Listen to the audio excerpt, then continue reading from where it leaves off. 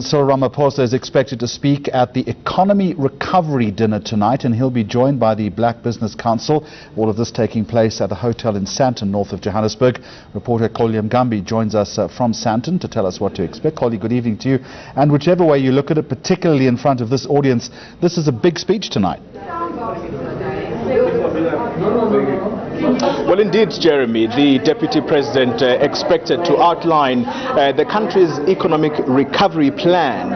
And of course, you'll know that I'm sure the country as well is well aware of the recent downgrades by two rating agencies, downgrading the country's investment grade to below, basically to junk status. And so the Deputy President expected to address a gathering here of black industrialists in the main, they're known as the Black Business Council. So that speech, surely the country awaits to hear the plans of the Deputy President, because you'll know, Jeremy, that he also leads, he is the chairperson of the Inter-Ministerial Committee on on state-owned entities. And of course, Jeremy, you will know that last week a special NEDLAC meeting took place at NEDLAC in Rosebank, where the Deputy President was joined by the Finance Minister, who coincidentally this week is leaving for the US to try and talk to investors abroad and reassure them that the country is still on the right footing and that there is not going to be any change in as far as the economic policy of the country is concerned. So important also, Jeremy, I mentioned NEDLAC because at that meeting I had a conversation this week with the General Secretary of FEDUSA, one of the labor federations, and he says that that meeting was quite tense because remember, in that particular forum, it is government, business, labor, and of course civil society that gather there as the social partners. And Dennis George describing to me the mood in that room, saying that it was tense.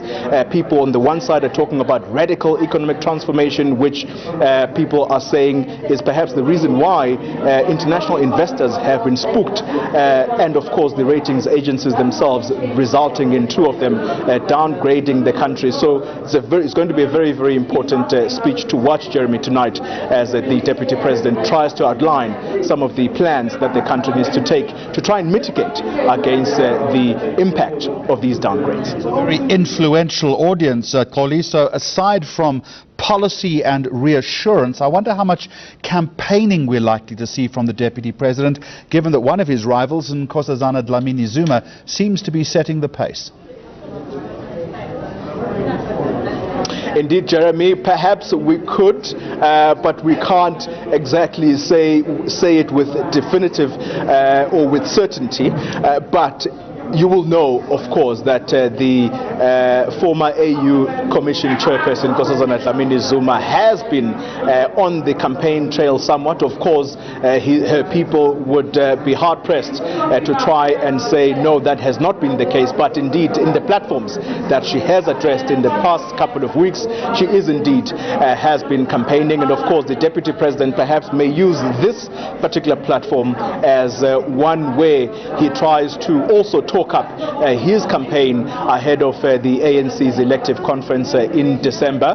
The Deputy President is one person who likes to tread carefully, Jeremy. I suspect questions around the ANC's elective conference may possibly come from the floor, from people who perhaps will be posing questions to him. And of course, perhaps we ourselves, the media, may want to quiz him on that. But he's not the type of a person that likes to go against the party line. He is an office bearer of the ruling party. He's the Deputy President of the ANC. So perhaps he likes to stick to the rules of engagement. So, but we shall see, Jeremy. It's a wait-and-see game at this stage. All right, just looking at the program, I see that he is due to start speaking at around 8 o'clock this evening. We are scheduled to take that speech live here on eNCA.